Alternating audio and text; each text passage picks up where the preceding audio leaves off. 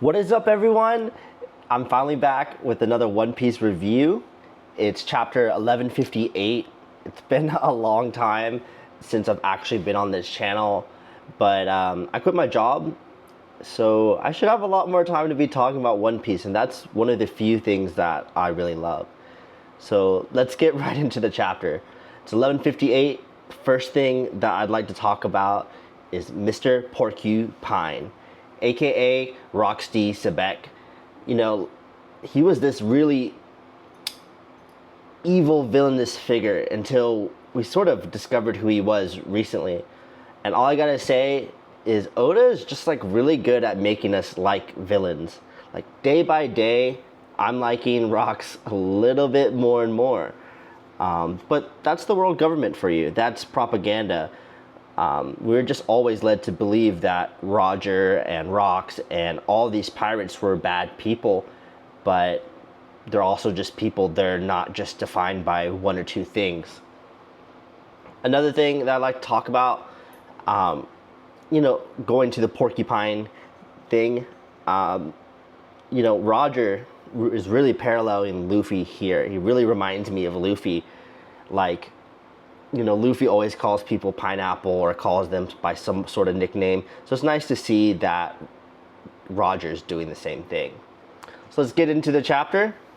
The cover page, basically everywhere has sort of talked about this for the last couple days since the spoilers, so I won't go into it too much, but it is interesting that the grave in Wano is for Gecko Moria, or Kazuki Moria, and I don't really have much to say about that.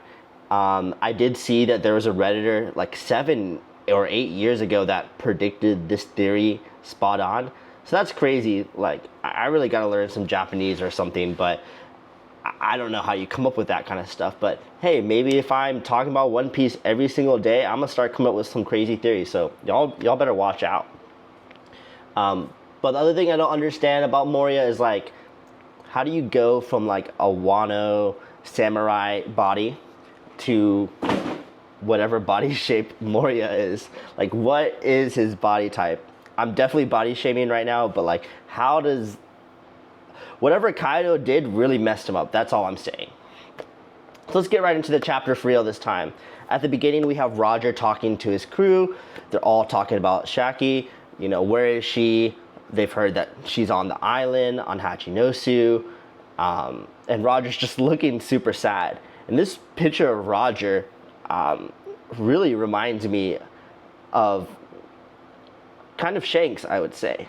With his little goatee. I know this is like a black and white chapter, but honestly, like, kind of looks like modern day Shanks, is really picking up after Roger. And it's really nice to see, like, the Roger crew all together, just sort of interacting. For a lot of times, Roger's crew is so mysterious up until the last couple years. So it's really nice to just see all the characters interacting. It really does feel so real. And I just love Oda for that. Like, his character building is just so on point. After this, Roger goes and talks to Rayleigh in private. And really, actually it was kind of before, I'm pretty sure it was after chapter-wise, like in the next page, but it was before Roger was sad. He went and talked to Rayleigh, and Rayleigh showed him this note that he got from Shaky, which was, "Come and get me, come and see me." And I just think that's so funny. I don't know if I can say this on YouTube, but it's not like I'm making any money anyways, but it's so funny to see Roger get cucked by his own right-hand man or his own second mate. And Rayleigh's just so Giga Chad for not even caring. Or maybe he does care, but he just doesn't want to commit. That's what he's saying. He doesn't want to be tied down. But this just shows, like how many chapters is this? Like 2 or 3, maybe 4 chapters of just all the great pirates we know simping. Like, simping so hard. And I know a lot of people have been talking about this in the community, that this is kind of like ruining, the aura of Rox and Roger and all these other pirates. Hey, we're men. We like attractive things, so I don't blame Roger at all. So next, Roger and his crew, they decide, hey, we're just gonna go to Hachinosu anyways. And Rayleigh does this smile here. It just really reminds me of Luffy's bounty poster, the one where his smile almost looks like, a D. A D. So that's really funny, and I think, the way that different people smile, Oda's been drawn in a different way, so it might mean something in the far future. We have all those people in Wano that had that curse, I think, from the smile devil fruits, or maybe it was some sort of gas, I can't quite remember. But they also had this big, wide smile. And I think there's going to be something about this in the future. And, that was a plot point in Wano that never really got kind of solved, right? So we'll see. Like, Luffy's the liberator, that's one of his things. So I hope he can help these people, that are stuck in joy, but also not having a great time. So yeah, I just wanted to point out Rayleigh's smile here. And there's something really problematic that Roger says. I mean, he's a pirate, so it doesn't really matter, and this is a fictional thing, but he says, pirates live to plunder, and we don't stop until the prize is claimed. What do you mean by that, Roger? And we all know what he's talking about, the prize being Shaky. Roger, what about consent? You gotta ask for consent, right? Like, this isn't some inanimate object. But, LMAO, they're like pirates anyways, so like, who knows? Who knows? But, I'd like to think, is this how Roger got Ace's mom? He didn't take no for an answer? I don't know, the Roger allegations are high right now. That's all I'm saying. So next week we cut to Garling, Garling, and he's talking to the Gorosei, and he's basically just telling them that there's something really awesome about God Valley. He went there, he went and tried to convince them to join the world government. They refused, and he noticed something else. He says, there's something really great there that the Great Master, aka Imu, will be happy about. So yeah, another chapter with more and more questions. Like, what could it be? Like, we already know about these 3 devil fruits, and unfortunately Kuma got one, Kaido got one, and what could the other thing be? Maybe it's not a devil fruit. Maybe it's something that we don't know about. Maybe it could be something that fuels the mother flame, or something like that. Like, I don't really know what could be at a random island for someone who is like thousands of years old from the Void Century. Like, what is that important? So that's interesting, but I'm kind of sick of seeing Garling all the time in his stupid haircut, his stupid moon hair banana boy thing. Like, I'm just tired of him, and I know we're just gonna keep seeing him more and more and more, but I know he non-consensually did a lot of things to people. So yeah, like, that's cool. It's good to talk to the Gorosei. Interesting to see that they're basically the same. The dynamics are the same in Mary Joie. And yeah, I mean, like, we keep talking about God Valley, God Valley, God Valley. How many times can we talk about God Valley? How many chapters, 1,158, can we have of One Piece before Oda actually gives it to us? Like, I feel like it's too good to be true. Like we're getting so close to it. We're getting so close to God Valley, and learning all this information that's gonna be so fundamental to everything we know about One Piece. But at the same time, we need to remember that this is a freaking flashback from Loki, a little kid Loki. How many more chapters can we spend on this flashback when Elbaf is literally on fire? We have the God's Night here. We have all these things happening. I love One Piece. Like, this is just too much. Like, I want the flashback to keep going, but I want to cut to what's actually happening. Like, I want to see. There's just too many questions. All right. So, who knows?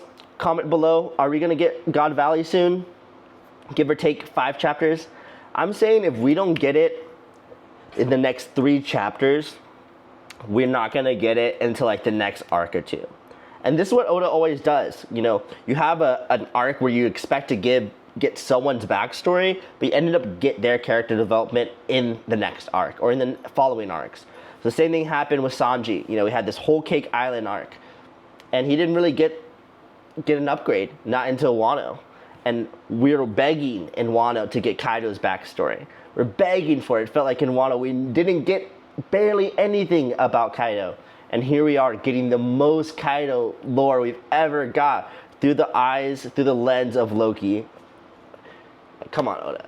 You always do this.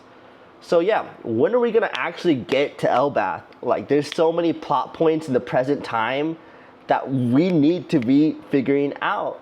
Like, what's up with Brook? How does he know? How does he tie to the God's Night? What's Frankie doing after looking at all this information in that tree? You know, all this lore right there. Like, what is he? Where does that tie in? Is that thing gonna burn down? I don't remember what the map was called, but it was like the 3 different things, right? I should look that up before I reviewed this. But oh well, you guys know what I'm talking about. And like, how do we damage the God's Knights? Like, Scopper Gaban was about to tell us, or he's telling us that there is another way. Like, we need to know that. And what about Vegapunk? What about Kuma? What about Loki's Devil Fruit? Like, what's gonna happen when he gets unchained? Does he actually have this legendary Devil Fruit or something very similar to Luffy? Is it the Nika Fruit? Is it the Sun God Fruit? I just have no idea what's gonna happen, you know? We've seen him with the hammer and the lightning, but I wanna know, like, what is this Devil Fruit? And he's been chained down for years. So that needs to happen, and he's just giving this flashback. And also, like, doesn't Elbaf time move faster on Elbaf? So every time we're wasting, which feels like this is a 40-minute flashback story given by Loki, which he was supposed to give in like 3 or 4 minutes, right? All this stuff is happening in the outside world. Like, what's going on with Sword? What's happening with Blackbeard?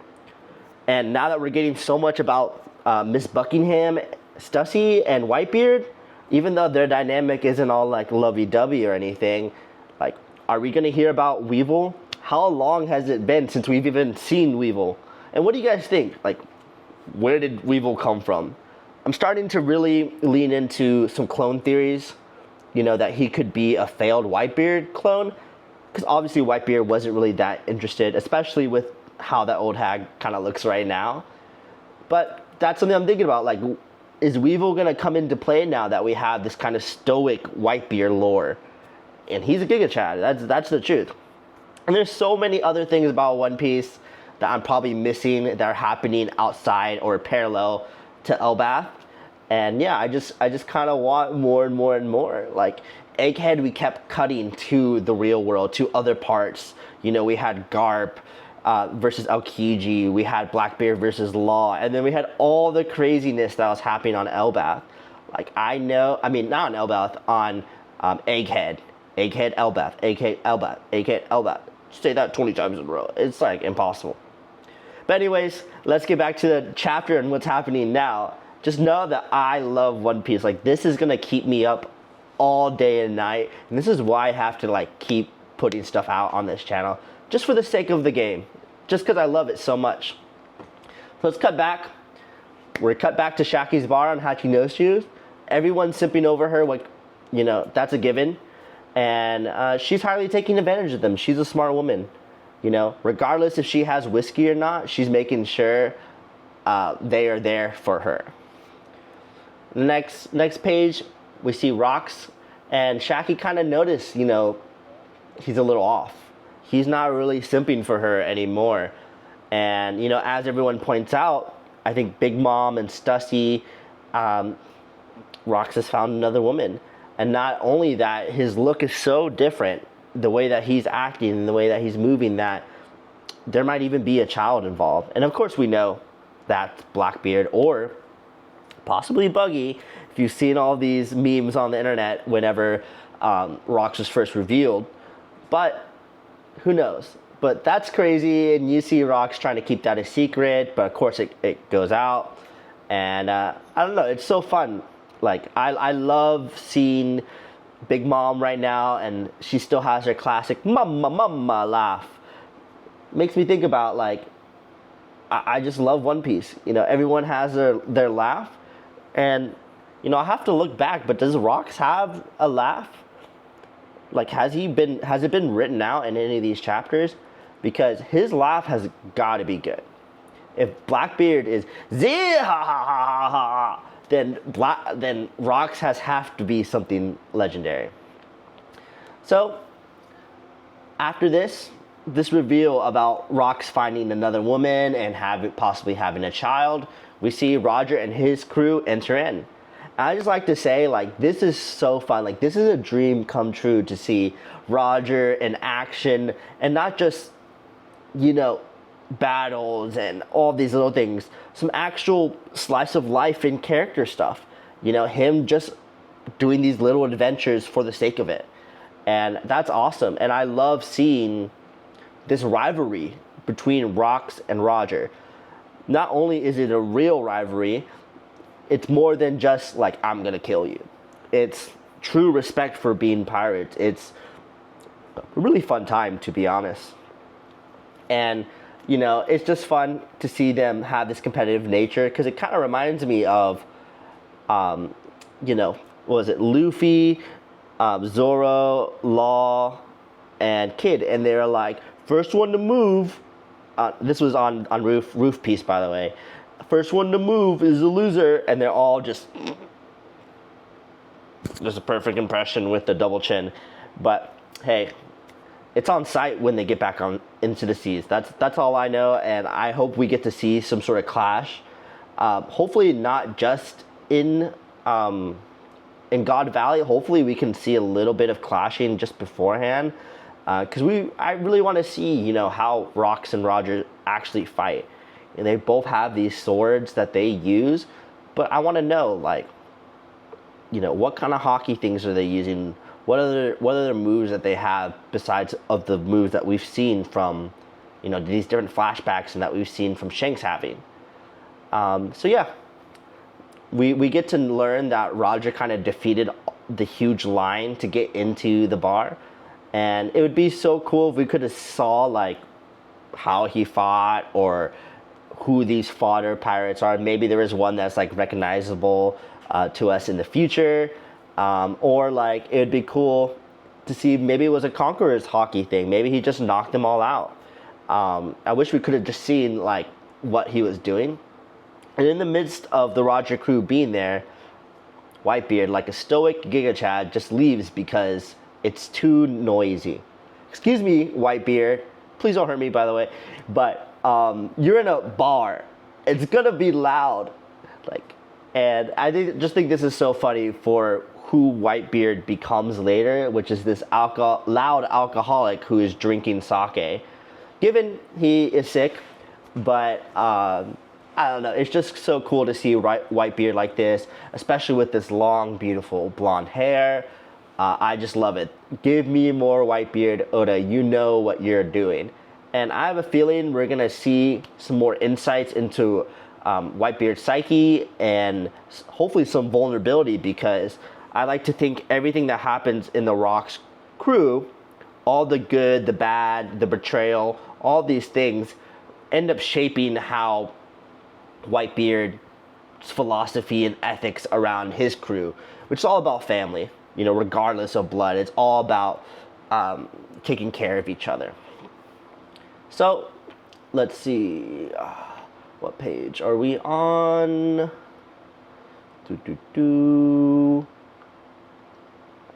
Yeah, so we're here, and, you know, the Roger Pirates are there with Shaky, and all Shaky really cares about is, where is Rayleigh? And the opposite of that is we have Gloriosa simping for Roger, but of course Roger does not care. And it makes me really think about, like, since you have these two loves, you know, Gloriosa loving Roger and Shaky loving Rayleigh, that are was it unrecited or unrecuperated? I don't know what the right word from that is. Like, if they couldn't make those work, how did Ace's mom work out? How did Luffy's mom work out? And have you guys seen the theories about Mihawk? Mihawk possibly being Rayleigh and Shaky's kid. Like, how does that work out? Or have you also seen the theory about Emu having some sort of relation with Mihawk since they have the same eyes? Like, how does this all work out, right? If we're not seeing any love stories really happening, it's kind of just a lot of friction. So I'm really curious to see how that ever works out. And we still have a bunch of years until any of them are born. But I just think that's really interesting. And, Oda doesn't always write these huge love plot lines, but I hope we get some pieces coming soon. So I also wonder, like, what's the real reason why Rayleigh doesn't want to see Shaky? Like, there has to be more than this. It can't just be he respects his captain's desire. I mean, that would make him like the best,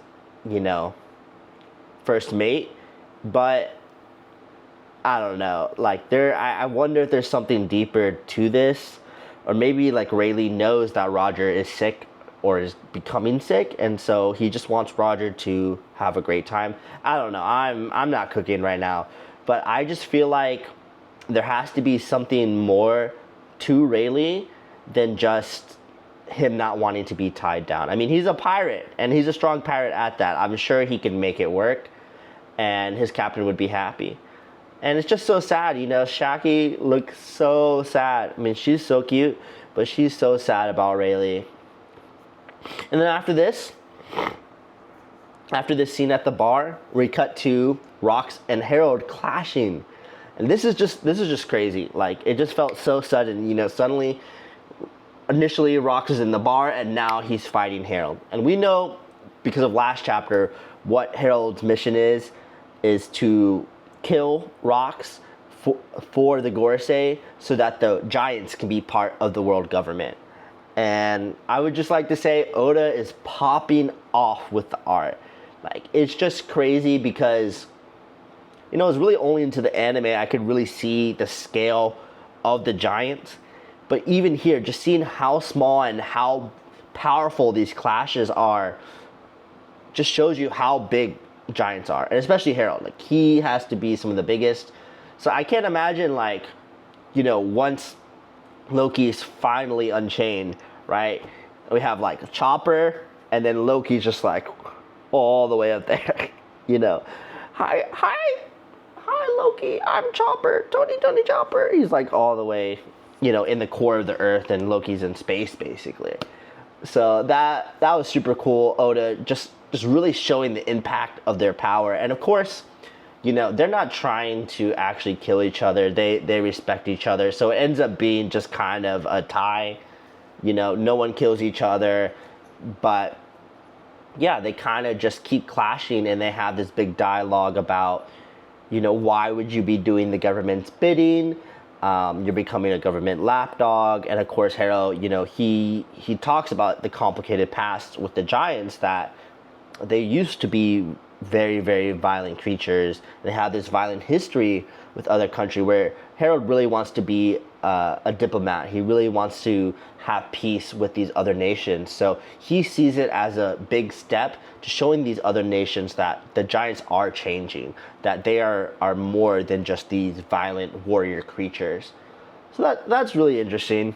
And I just like to say, I mean, if I haven't said enough already in these 23 minutes, that baby Loki here is just so freaking cute. Like, I don't know, like, he kind of looks like Chopper from pre-time skip, that was a little chonky and had like that bowl kind of bottom, but giant form, and he's just like a little chibi. I don't even know if people know what chibis are, even people talk about chibis, but he's just a little chibi. And like, I'm just wondering, like, when do Giants like hit puberty? Like, when does he go from this small guy to this huge creature that we see chained up to the tree? Because I just like to say, like, Loki is now, he's not cute, he's cool, he's epic, but baby Loki is just so freaking cute. Like, I just can't handle it. It's hard to take it seriously sometimes. And like, I get what Harold is trying to do with the world government, but he should know better. He should know the lore about, the Void Sentry and all these things because of the Sentry tree and that diagram, that 3-stage kind of story map that Frankie saw. I really need to look that up. I don't want to pause. Like, I've just been ranting for 25 minutes. So I'm going to keep this going, so I'll have to edit it. But whatever that's called, like, shouldn't Harold know about that, or like have some history or some insights? He should know that Emu and the Gorosei and the world government, they're not going to keep their word. I mean, again and again and again, we saw in Egghead that they treat everyone else that isn't a Celestials like bugs. They don't care to experiment, and they care to experiment, but they don't care about the people they experiment on and with the repercussions of all the trauma. It's kind of like Bleach and Naruto. You have all these things that happen, you're like, oh, but this one character, your whole life is because this one character planned it all to set up for his big plan. So like Madara or like Aizen, and it's like, what is going on here? I don't know if that makes sense, but he should know better than to trust and be like a pawn. That's all I'm saying. So, do you think that, to end this clash, do you think if Rox and Harold really went all out, who would win? And I think, if I had money, I quit my job, so I don't really have that much money, I would bet on Rox. Rox just has all this lore, and he has the powerful crewmate. I know he probably got most of them, or he got most of them from the Davy back fights, which aren't like kind of real fights. They're more like challenges and kind of games. But I really think, if he's the head honcho, there's more than what we don't know. I mean, he's got Whitebeard, he's got Kite, he's got the strongest people on his crew. So I think we really have not touched the surface on what Rox can do, especially since we've only got like a couple, panels of him fighting, aka just clashing with people here and there. I think the only time we've seen him fight is the 2 times clashing with Harold. One in Mary Joie and one here. I'll have to reread the chapters, so don't quote me on that. But yeah, I think Rox could kill Harold, even though he's a giant. I don't think Harold would have won at that point. There's just so much we don't know about Rox, and so many feats that we have not seen from him. All we've seen from him is like swinging a sword and some hockey. There is definitely more to him than that. Like Harold, he's a giant, so he already gets plus 100 to anything that he does, with just any basic move, So yeah, they clash. No one really wins. There is no victor, and I'll have to say it, like, it's a sad day. Like, Harold and Rox officially broken up as friends.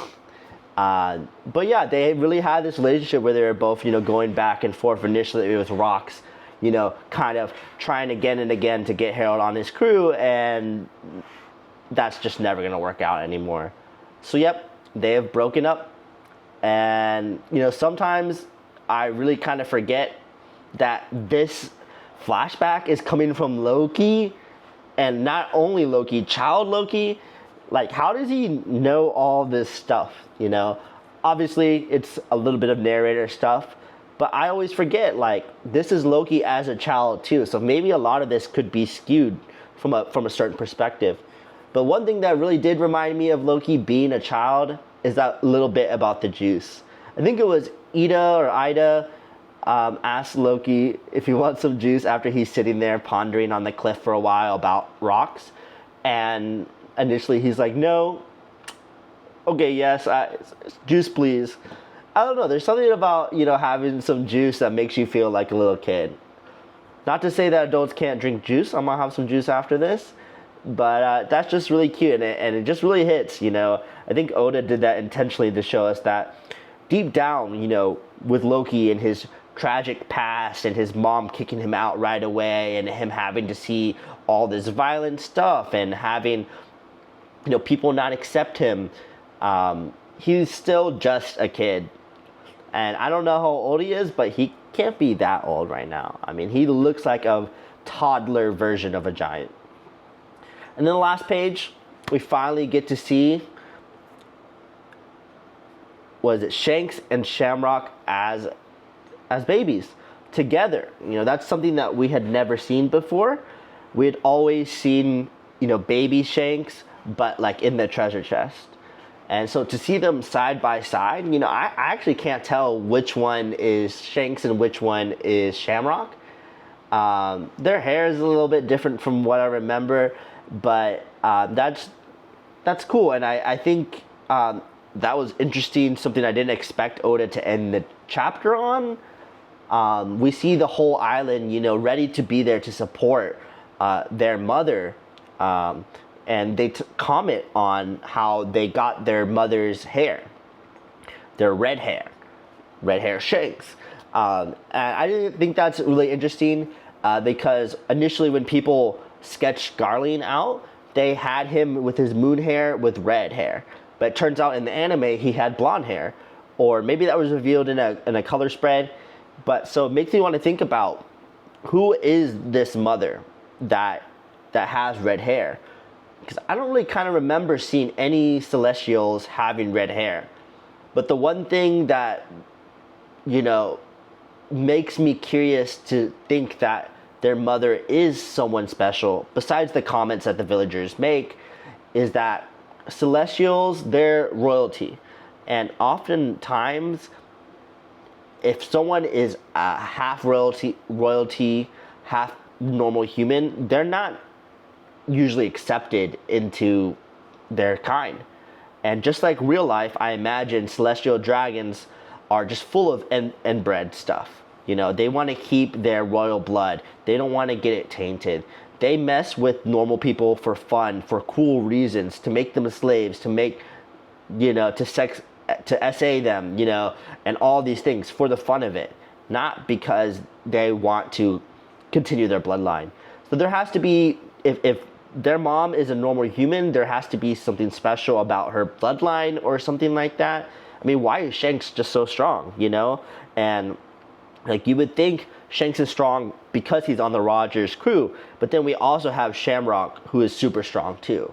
So there has to be something there, and I'm thinking that if she was a normal person, then her kids being half celestial wouldn't be accepted. It doesn't really matter for Shanks, but for Shamrock, who's a God's Knight, like, I think if he was just half celestial, he would not be so prideful and he would not be so accepted as he is now. So I also, you know, wanted to think about, like, how did Shanks end up in the chest? I mean, I know we're going to get this in God Valley probably, right? But what if it was the opposite way around? Or what if it, you know, Shanks never was in that chest? Do you think if Shanks grew up like normal royalty that he would be evil? If he had a normal upbringing?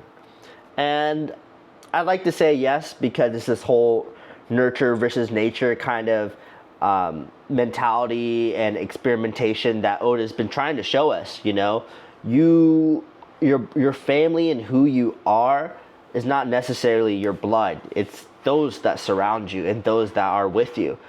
That is your real family. That's something that's always been talked about for the Whitebeard pirates. That's something that's important with the Straw Hat pirates. Your Nakama, your family, is those that you're surrounded by and that shape you, not who your blood is.